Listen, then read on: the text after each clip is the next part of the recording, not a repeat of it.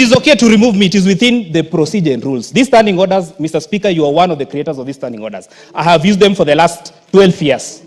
I was a whip of a county assembly, so I know how to use standing orders. You cannot remove me without, I need letters written to me. Accord me a hearing. After according me a hearing, now give notice to the Speaker. The Speaker will tell me within 3 days, you cannot remove me in the morning. I have been a member of this committee and I cannot remove in the manner in which you want to remove me. However powerful you might be, Mr. Speaker, it is not correct. Whatever has been tabled before this House, Mr. Speaker, is kangaroo, it is null and void, it cannot operate because they are standing orders and the procedure and rules of this House, the traditions. When Mheshimiwa Kimani Ichungwa, when the several honorable members were de-whipped from committees, the Honorable Wangwe, who is the immediate former whip, wrote letters to specific members. And apart from that, the communications were done directly to the Speaker. So, Mr. Speaker, I cannot be removed from us, and the Speaker cannot oversee my removal from a committee, a departmental committee, without me being discharged by my political party. And Mr. Speaker, because you are the Solomon of this House, kindly do not proceed with this motion in the state that it is, and it will be a procedural wrong.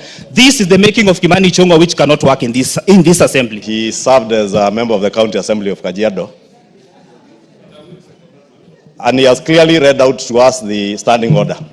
Otherwise, Honorable Speaker, invoking the name of Kimani Ichungwa to look popular out there, my friend, go and do those things in the County Assembly of Kajiado, not in the National Assembly. Spend your time in the National Assembly discussing matters of greater importance to the people of Kajiado North, who are suffering without roads, whose children cannot even go to school because their member of parliament is busy following people in some other village somewhere. Why don't you follow members of your constituency in their own constituency addressing the issues? I will not allow, Honorable Speaker, any member to use my name or invoke my name to try and seek cheap publicity.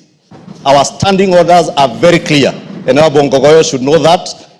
Deal with matters to do with your constituents, and there is also some levels of insatiable greed that we cannot be able to satisfy as a House. And therefore, Honorable Speaker, the issue raised is simple. Let the Honorable Ngogoyo convince members of this House to resolve otherwise. Otherwise, the standing order, as he read, is very well, is in very simple language that even a member of a county assembly can be able to interpret. Osoro.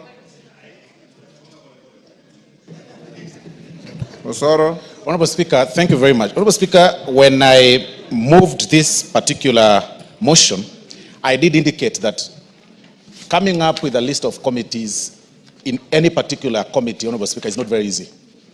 The movement of one to the other affects another. And it is by... Address the issue he has raised. It's very simple. That is where I'm heading to, Honorable Speaker. I'm making my case. Yes. I'm making my case that the movement of one member to another committee must affect the other because there are issues of regional balance, there are issues of gender, there are issues of party, Honorable Speaker. I am actually not aware, and I'm now checking, that the particular committee that he intended to be included, or rather he has been serving, Honorable Speaker, his name is missing. Then it must be placed somewhere for that list, Honorable Speaker. Take your seat. But even with that... Take your seat. Take your seat. I expected you as a good lawyer to be listening. The Honorable Ngogoyo is raising an objection under Standing Order 176 on the allegation of discharge of a member from the committee. He is clearly out of order.